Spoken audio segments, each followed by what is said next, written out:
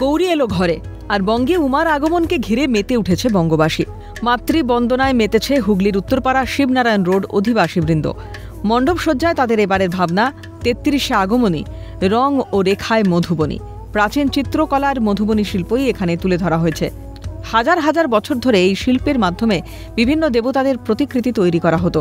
সেই সাজেই মধুবনী শিল্পের ছোঁয়ায় সেজে উঠেছে উত্তরপাড়া শিবনারায়ণ রোড অধিবাসীবৃন্দের এবারের দুর্গাপুজো মণ্ডপ। বৈচিত্র্যের মধ্যে ঐক্য, ভারত ইতিহাসের বৈশিষ্ট্য, এই ইতিহাসকে সামনে রেখে এবারে উত্তরপাড়া শিবনারায়ণ রোড অধিবাসীবৃন্দ ক্লাব ৩৩ বছরে পদার্পণ করেছে।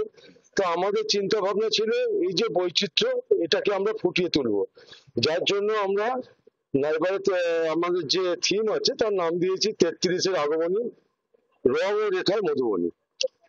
প্রতিমা শিল্পী হচ্ছে জয়ন্ত পাল, আর আমাদের যে থিমটি নির্মাণ করেছেন অঞ্জন সাউ বালি। মণ্ডপ সজ্জায় পঞ্চানন ডেকোরেটর।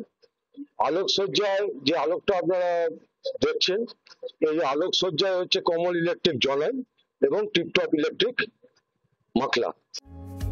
উত্তরপাড়া শিবনারায়ণ রোড অধিবাসীবৃন্দের পুজো যেন একই সূত্রে গাঁথা একটি পরিবারের পুজো। পুজোর আমেজে খুশির হাওয়া সবার মধ্যে। দারুণভাবে কাটাই আমরা এখানে।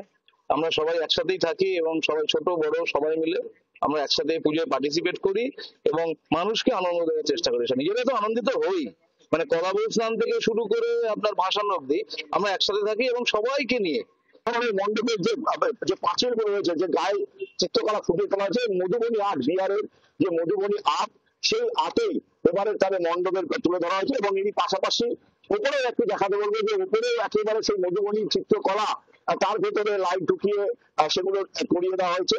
এবং সব থেকে উল্লেখযোগ্য বিষয়, এই ধরনের যে আর্ট গুলো রয়েছে এবং এই আর্ট গুলো রয়েছে সেই আর্ট গুলোকে ফুটিয়ে তোলা হয়েছে।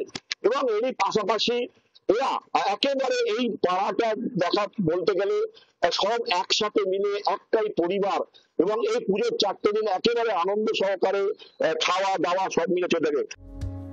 সমিত সিনহার রিপোর্ট, ক্যালকাটা নিউজ।